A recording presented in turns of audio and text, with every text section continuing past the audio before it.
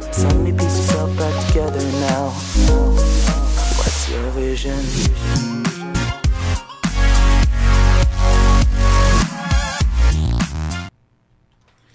Hey guys, welcome to another episode of the Pop Culture Galaxy Show. I'm Mark Bridge, and I'm here to talk about movies, video games, television, anything that I want because it's my show. Now, I'm not even gonna go into other stuff like what I've been watching, what I've been playing, all that jazz, because there's so much stuff to talk about today. So much stuff. I'm just like, whoa, how am I gonna do it all? All right, so let's just go straight into some movie news.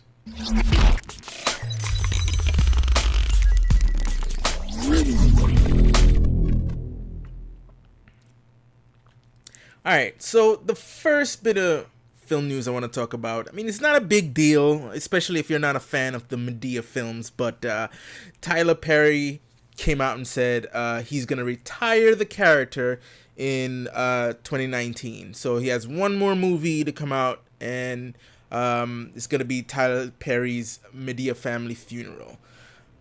I mean, like I said, it's not like I'm a huge Madea fan. I've seen some of them, but not all of them.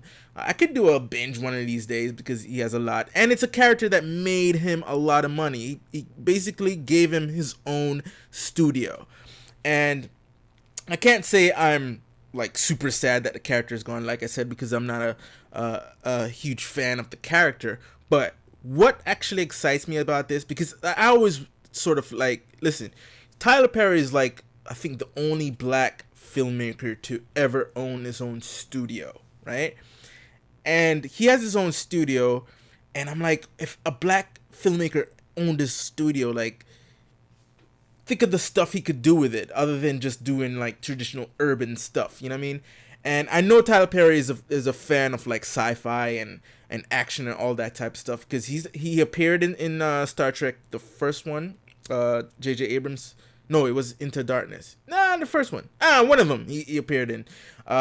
He was in the Alex Cross movies. So he knows how to do genre films. So I want him to like make genre movies with his studio. You know what I'm saying? So I think the other movie he's coming out with is Nobody's Fool, and then next year will be the Tyler Perry, the last one. But I wanted to see him do some really cool sci-fi stuff, man, because I know he's into that thing. I know he's a big sci-fi buff, so I want him to do a sci-fi movie. But yeah, I mean, if there are probably somebody out there who's gonna be sad that we won't see any Madea movies, or maybe the time has passed. He was like, all right, I thought Madea's been retired, but yeah, so Madea is gone. Alright, so the next bit of news I want to talk about is Birds of Prey. Now, the director, Kathy Yan, she did an interview with Deadline, and she pretty much confirmed that Birds of Prey will be rated R. Now, here's the thing with DC. Apart from the fact that we really don't know their whole plan, I don't even know if they know their own plans in terms of what they're coming out with, what if it's gonna be linked together. They tried to do the Marvel way and it just kind of flopped. Maybe they're just saying screw it, we're just gonna do it our own way. We're just gonna come out with whatever movie we can, whatever. It doesn't have to tie into anything, it doesn't have to lead anywhere, but we'll just do a movie for the sake of doing a movie, which is not a bad thing. Do a good movie, good job, and let that story sort of infused itself in the zeitgeist of pop culture, and then you can decide what you want to do from there. So it being rated R, it's fine, right? My whole apprehension is, are they gonna stick to that? Is DC gonna stick to that? Is Warner Brothers gonna stick to it being rated R?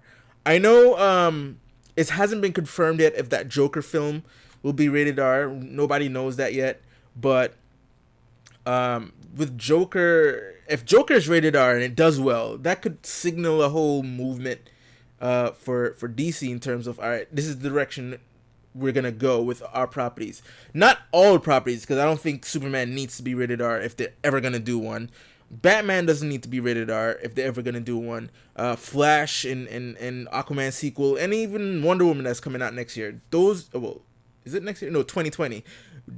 They don't have to be rated R. Shazam doesn't have to be rated R. But like, just if it's if Joker does well, let that be a sign that, oh, it's not because it's rated R it did well, it's because the subject matter. So I hopefully Birds of Prey isn't rated R just for the sake of it being rated R. Like, oh, let's push the envelope, you know. Hopefully it's like a narrative reason why it's R rated, and it pays off. But I still think to this day that it should have been a Gotham Sirens film, Gotham City Sirens film, because you know it's Harley Quinn, Poison Ivy, and Catwoman. You know that would be a perfect movie, but it's Birds of Prey. I don't know why Harley's a part of Birds of Prey. What she has to do with it. I think I think it came out that the story is about them trying to save Batgirl or whatever. Who knows? But let's see what they do with the property. And hey, I'm a film fan. I'm a comic book fan, so I'm excited either way. I'm curious more than excited. All right, so let's move on to some TV news.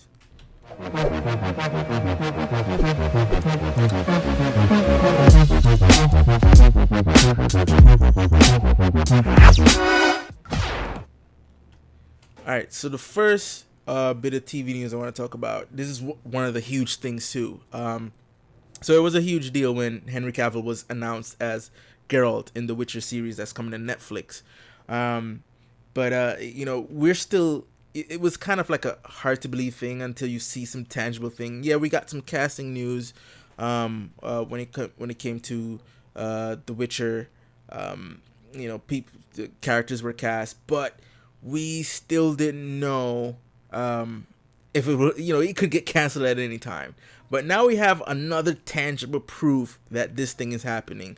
Netflix, you know, they pointed out on their Twitter page, like basically a first look of Henry Cavill as The Witcher, and I gotta say, I am digging it. It looks like it doesn't look like The Witcher, the Geralt from Witcher 3, because you know he's younger in it, right? In The Witcher 3 it was kind of like him getting up there in age, and it's kind of his retirement.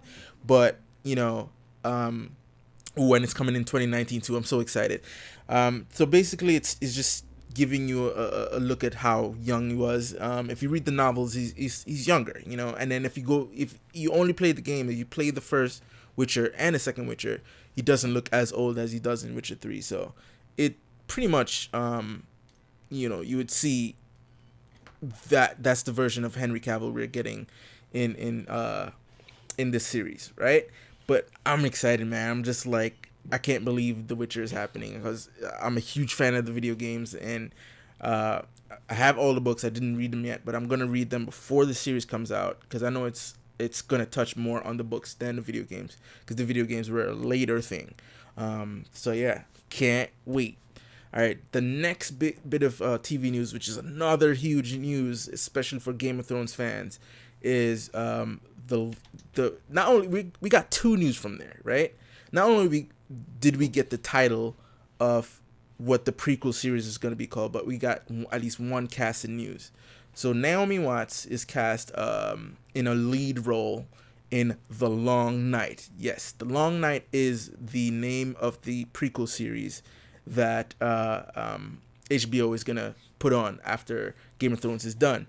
Now, if you're a Game of Thrones fan, especially for the books, because I don't remember if they mentioned it in the show as much. Maybe like in one or two lines of dialogue they mention it. But The Long Night is basically the period in Westeros where maybe like thousands of years ago, before the start of Game of Thrones, when it was a long winter and the White Walkers were just running around, just slaughtering everyone.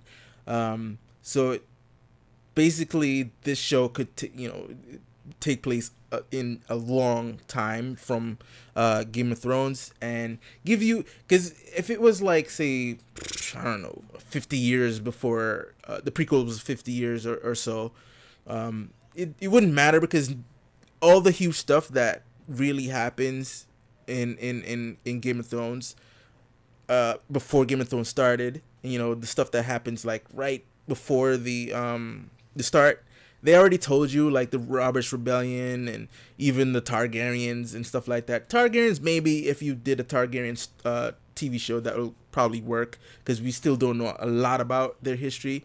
But the further from the series back that you can go is the better, because it's uncharted territory and you can really bring in new characters. We don't even know if the Long Night ended naturally or if it ended because of something a character did. But either way, man, like I'm super excited for this. We got one more season of Game of Thrones to go, which comes out next year. 2019 is gonna be filled with so many stuff. You know, the Avengers, Game of Thrones final season, The Witcher, Stranger Things 3. Like there's so many stuff coming out in 2019. It's gonna be a huge year. So yeah, those two big news from George Martin's not a blog about Naomi Watts being cast and the name of the show being The Long Night. So we got those two going for us. Now the third bit of news I want to talk about in the TV news is another huge one. Variety reported that there's a Falcon and Winter Soldier series coming to the Disney streaming service. They learned from Malcolm Spellman, who's set to write the series. So far, Disney has not commented on any of the news that we got in terms of like whether the Loki show is real, whether the Scarlet Witch show is real, and then of course they haven't said anything about this show. But holy crap! So Disney's not coming to play in terms of putting out their stuff for their streaming service. And not only that is, so we have the Marvel Television that has their shows that's set in the MCU with Agents of S.H.I.E.L.D., Daredevil, Iron Fist, well that got cancelled, The Punisher, Runaways, Cloak and Dagger. All of those are set in the MCU, but they really don't affect the movies in any way, right? It's like if you just watch the movies and you watch the TV shows, none of them inform each other, except maybe like Agents of S.H.I.E.L.D. is like right there in the middle, right? Because it shares two things in common. Well, one thing in common, the movies had Clark Gregg, and two things, and S.H.I.E.L.D. So that's really stuck in the middle because really they can play off the movies more, but nothing that happens in Agents of S.H.I.E.L.D. really affect the movies.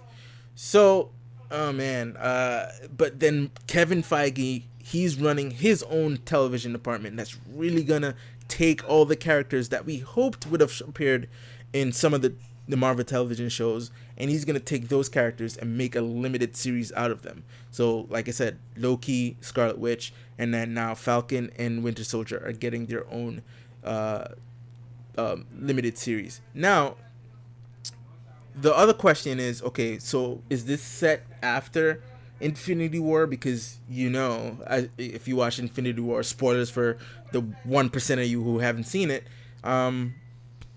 Winter Soldier and Falcon disappeared, you know, got through the snap, right? So with Loki and Scarlet Witch, we could possibly see a story taking place if they wanted to tell stories before the snap, right? Even though we think we're going to get it after the snap, but there's a possibility. But if you're doing a Falcon and Winter Soldier series, they really haven't interacted with each other than during Civil War and during Infinity War, right? So it's not like you can, unless you want to say there was a period of time when Bucky was in Wakanda, he left Wakanda to team up with Falcon for like a mission or so. But no, I think this is definitely going to be post-snap, right?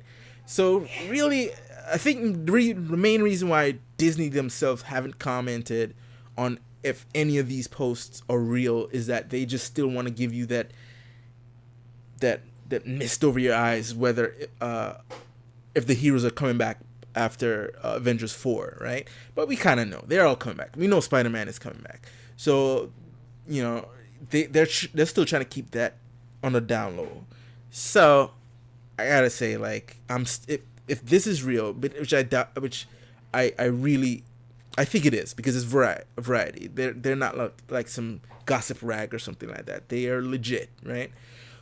Man, Loki, Scarlet Witch, this series, I'm sold. I'm sold. I can't wait. Right now, let's move on to some video game news.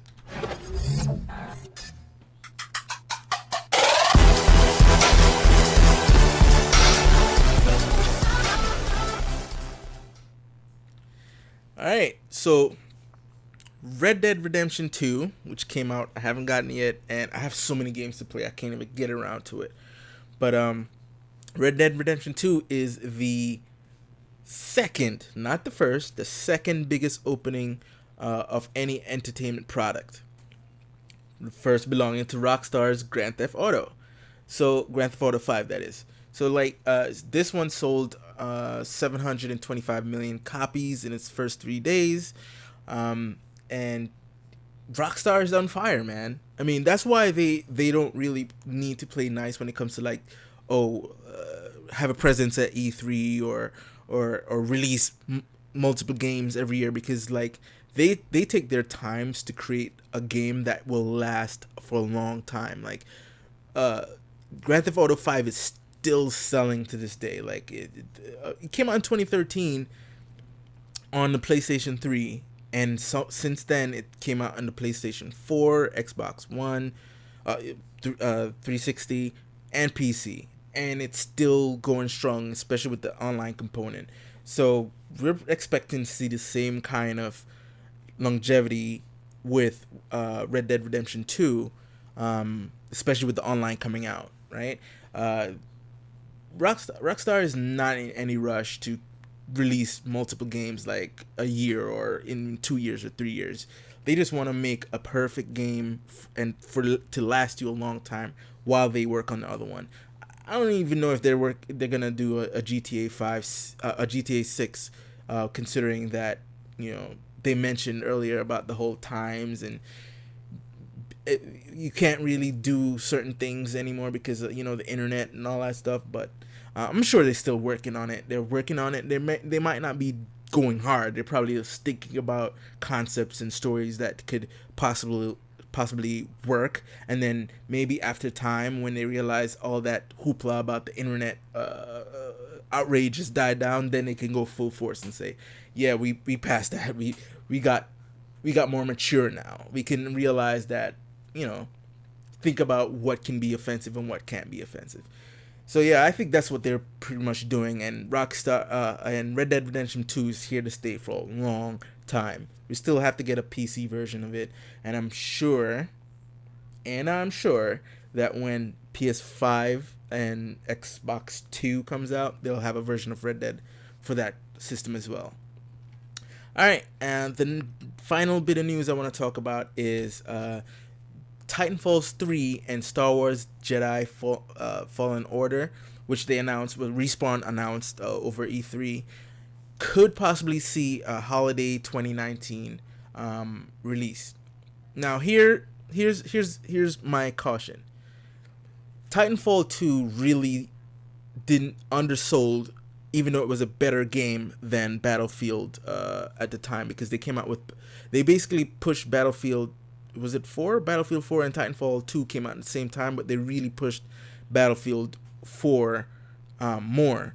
So that really messed up the sales for Titanfall 2.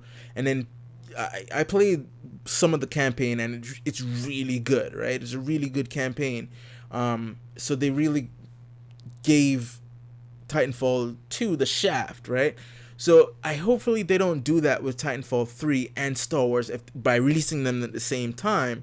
You know, because Star Wars is a bigger name than Titanfall at the moment. So give Titanfall some breathing room to come out, and then let Star Wars come out later, so you don't have to worry about cannibalizing your own sales, because, you know, we don't know anything about these two products. So I can't really speak on what Jedi Star Wars is going to be and Titanfall 3 is going to be. The only thing I can really say is, or caution EA to do, is not pull the same thing they did with Battlefield and Titanfall, releasing at the same time and just destroying both. Well, mainly Titanfall, but you could have probably gotten a bigger push and sale out of Battlefield at the time if you didn't release them so close to each other. So that's my bit of information for you guys. Like I said, it was a huge news coming out of for the movies and TV, especially TV and video games. All right, so if you guys have any questions or any comments you want to send in, you can send it to the PG Show at popculturegalaxy.com. That's the PG Show at popculturegalaxy.com. All right, and don't forget to hit that subscribe button, hit that notification bell so you can know when I drop new videos. Give that thumbs up, give that like, drop some comments down below. Let me know what you thought of all the topics I talked about today. So until next time, folks, peace.